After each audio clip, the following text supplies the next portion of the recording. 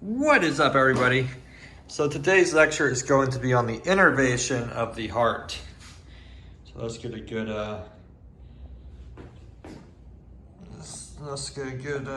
view of this. Okay, so our heart's supplied by autonomic fibers, nerve fibers from our cardiac plexus. And so our cardiac plexus has nerve fibers, autonomic ones, that will innervate our heart.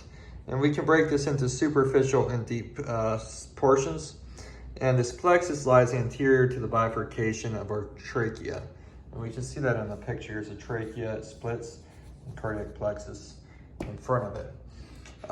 So we have several different types of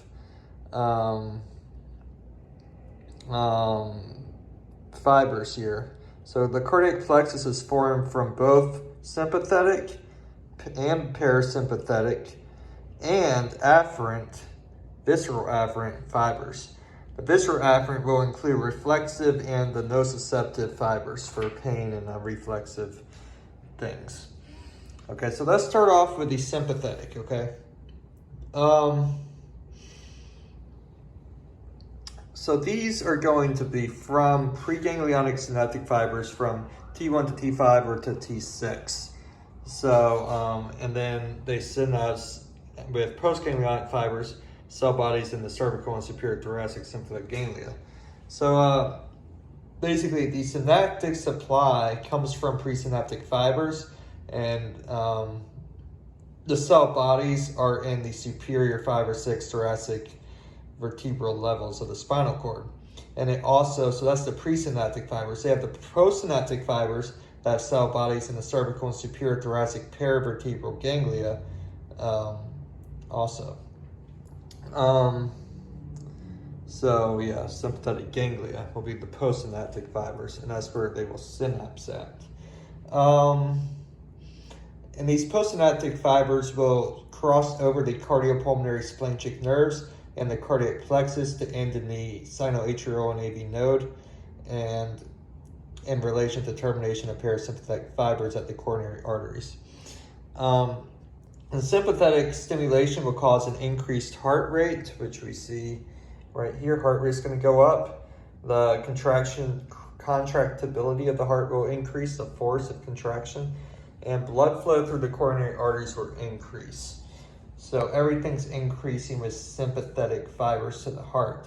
We're increasing contraction, heart rate, and force of contraction, and increasing blood flow through coronary arteries. Because we have increased activity of the heart, so we need to increase blood flow through the coronary arteries to feed the heart muscle.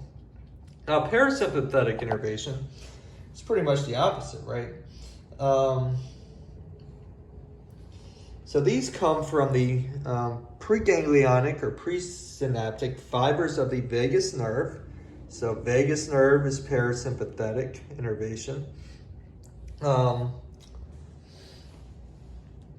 Postsynaptic, so that's the presynaptic fibers of vagus nerve, and that's like where it's coming from. And then the postsynaptic cell bodies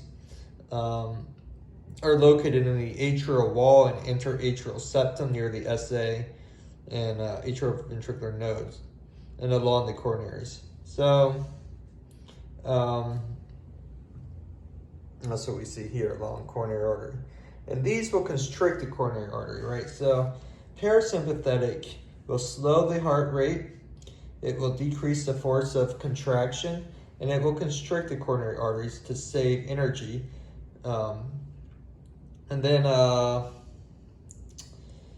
the visceral afferents are associated with sympathetic cardiac nerves.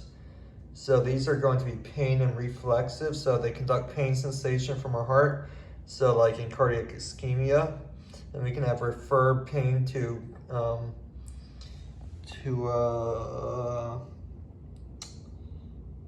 what is that? Referred to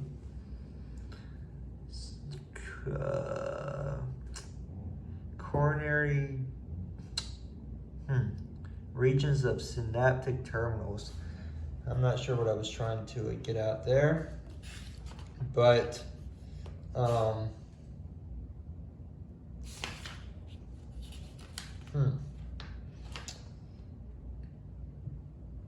Coronary vessels referred to, well, I'm not really sure what I was saying there, but these pain, I guess, gets referred to cervical or thoracic regions of synaptic trunk, maybe sympathetic trunk. I think that's what it was. Okay, so these visceral efferent, they get referred to cervical or thoracic regions of sympathetic trunk because they associate with sympathetic nerves. And we see something called angina pectoris. This is pain you get when you have like cardiac pain from myocardial infarctions.